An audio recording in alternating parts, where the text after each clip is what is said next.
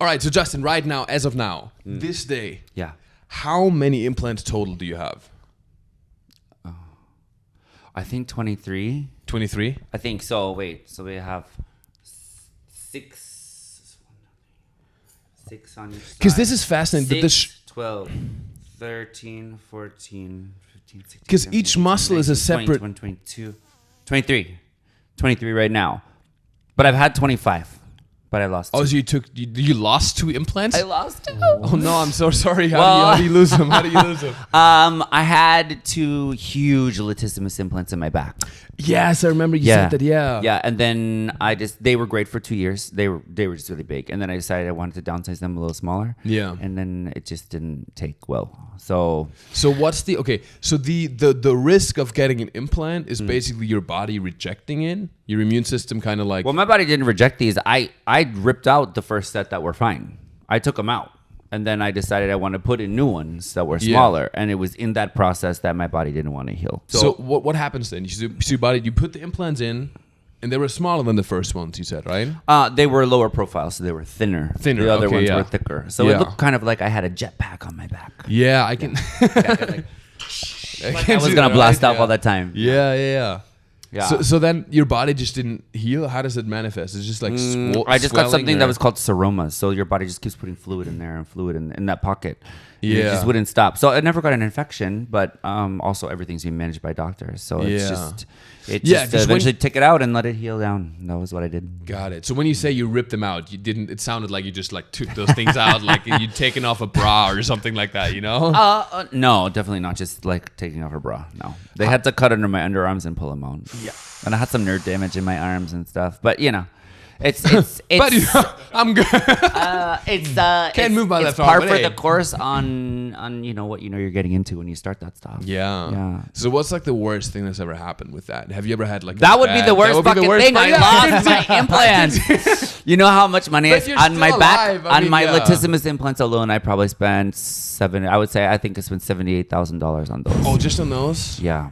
Wow. So it's just it's a big muscle, right? Yeah. And the implant's huge, and I revised it so many times with the implant company to try to get something that I liked. Yeah. So every time you revise, they charge you. Right? Wow. So wait, where do you get all this stuff done? Because you said like, okay. By the way, where in the world do we need to go to get those silicone penis fillers? Which is which country did you say again? No, babe, you can have it. There's doctors doing silicone here in the States. I have like underground, like illegally. No. I have a doctor. Dark web. I have a doctor I send a lot of people to in Florida, in Miami. Miami. So it's not like illegal. Or in the if States. you want to do the temporary stuff, the other people I know, they're in Texas. They have it in Arizona. So yeah, So it's not like, because for example, right, there's a lot of surgeries, right? There's like a lot of hair transplants. Turkey has become like a mecca. Huge. Of that, right? I just went there literally Okay. within the last year. My friend had his hair done and his teeth done. Yeah. See, so there's cheap. The US dollar to the Turkish monies is like 1 to 16. I mean, yeah, Turkey fell apart after the whole political thing going on. But lots of plastic surgery tourism there right now. Country's falling apart. Good for us Americans wanting with a receding hairline, right?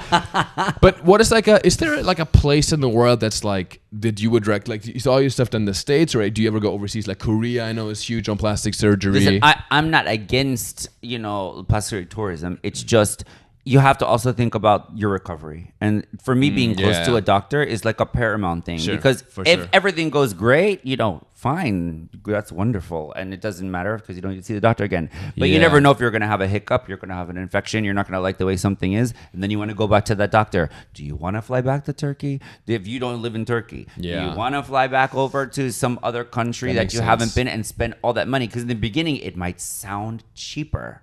But really, if you have a hiccup with something where it doesn't go well, you're going to spend 3 times more trying to fix it and manage it. Yeah. So or trying to find a doctor in your area that's willing to touch you after they know you went to another doctor in another country. So for me, I always attempt to do things at least in the States, if not locally. Just for that reason. Okay. Because you fuck around with your body enough, and eventually you may hit some sort of landmine. Yeah, that makes sense. That makes sense. And how much total did you spend so far? Because I know last time was like, what's the number right now? Like with the total value of everything we've had is at $1 million right now. $1 million, yeah. Yeah. So I mean, we say the total value of because certain amounts are out of pocket, and the rest would be the value of if I had spent. But because we do influencing, Yeah, sure. right? Yeah, And yeah, people yeah. know me for something, so I work out deals with doctors where, they comp things in exchange for me getting media exposure, and we work together and collaborate. Yeah. A lot like we are today.